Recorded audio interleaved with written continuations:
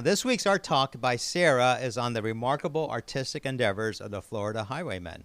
So I've spent a lot of time in Florida, and I'm really interested in this art topic. So without any further delay, over to you, Sarah. Hi, good morning. Yes, so today we're going to be talking about a group of artists known as the Florida Highwaymen. Renowned for their resourcefulness, speed, and creativity, a group of Florida artists known as the Highwaymen employed a unique painting style as a way to assert their economic independence and agency during and after the segregation era. It's believed they may have created a body of work over 200,000 paintings, and they challenged many racial and cultural barriers. Mostly from the Fort Pierce area, they painted landscapes and made a living selling them door to door to businesses and individuals throughout Florida from the mid-1950s through the 1980s.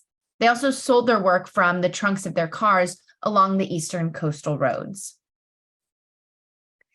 Alfred Hair's artistic talent had been noticed by his high school art teacher, and she introduced him to the prominent Florida landscape artist A.E. Backus. Backus had been encouraging several young African-American artists and persuading them to paint landscapes rather than religious motifs. In 1956, when Hair was 14 years old, he began taking painting lessons from Backus, and after just 3 years, Hair set out on his own to earn a living as an artist. He eschewed any formal color theory and relied on instinct and intuition to depict a steady stream of beaches, palm trees, and Everglades scenes. This here is an oil painting of a beachfront landscape with palm trees.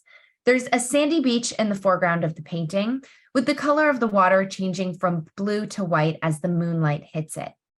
The wooden frame is actually made from repurposed construction materials. And both sides of the frame are painted brown, and there's a small piece of clear tape on the top of the frame. The board is secured to the frame with small nails under masking tape.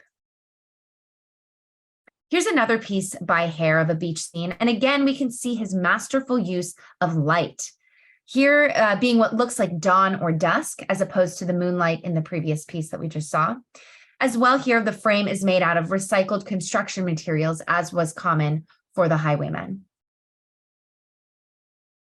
Roy McLendon was another one of the Highwaymen, and this is a decidedly different style, though, than Hair. And here we can see a bolt of lightning striking a tree in the Everglades while two cranes flee from the danger.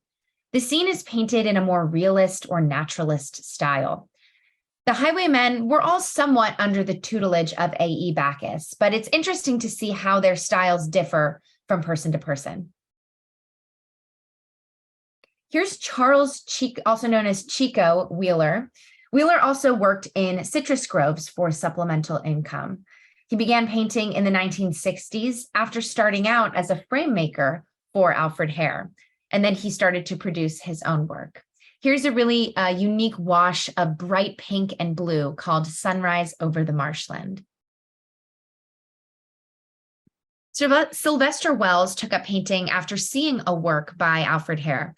He was trained by another one of the Highwaymen, Harold Newton, and began painting a little later than some of the other artists. Before becoming a painter, he had served in the Army and became a preacher in 1960. This piece shows a cracker-style house with a roof hanging over the porch, surrounded by blue skies and foliage. To me, this James Gibson piece looks similar to the style of Alfred Hair, the first artist that we looked at. And this was probably because Gibson was working for Backus as his frame maker before deciding to become a painter himself. So he was trained and influenced by both Backus and Alfred Hair. We can see the moonlight shining over a river, partially obscured by Spanish moss against a gray sky. John Maynor started out as a sign painter and then began painting more artistic landscapes of the Everglades, as seen here. I really like this piece because there's kind of a symmetricality to it. The pops of red on the two poinciana trees really draw the eye into the center of the piece, where we see the glimmering sun reflect on the water. Harold Newton was one of the earlier Highwaymen and trained James Gibson that we just discussed. This piece has aspects of realism to it, where the shading and coloring almost make it seem like it's photographic, and as well has aspects of naturalism in which painters tried to depict the natural elements of a piece as accurately as possible.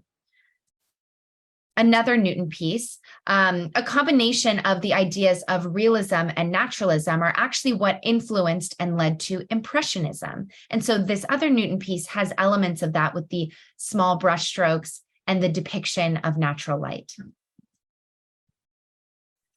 Ann Carroll was the sole woman in the group of 26. She was also a pastor and a speaker.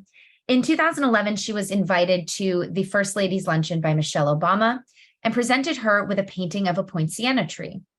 Pictured here is a serene landscape of a moonlit bay surrounded by vegetation. Like all the highwaymen, or in this case, highwaywomen, she sold her paintings outside the back of her car along roadways. And this practice led Jim Finch, a Sebring, Florida gallery owner, to name the group the Highwaymen in a 1995 essay, prompting a renewed public interest in their work. Here's SMA's own A.J. Patel at an exhibit of the Highwaymen. As I mentioned earlier, they were painting in an era of segregation in the Jim Crow South, and gallery owners at the time refused to show their work. But in 2004, they were inducted into the Florida Artists Hall of Fame, and their work has since been exhibited at the Smithsonian National Museum of African American History and Culture. From the mid-1950s to 1970s, the Highwaymen created an estimated 200,000 works and have surpassed that number in the subsequent decades. After the murder of Alfred Hair in 1970, the group grew apart. However, some continued painting, and there's been a renewed interest in their work since the 1990s. And today their works can sell for thousands of dollars. Thanks, everyone. Wow, thank you, Sarah. Now, as you saw, I did have a chance to see these in person while the rest of the team were out, really working hard to put the booth together. And the exhibit was just incredible. I was really most impressed by the vivid colors. Of course, the whole story about the highwaymen and women, as he pointed out. And I was right there, just a few feet in front of the paintings, so the colors and the style of the paintings just really came out. Yeah, the highwaymen are an important part of U.S. history.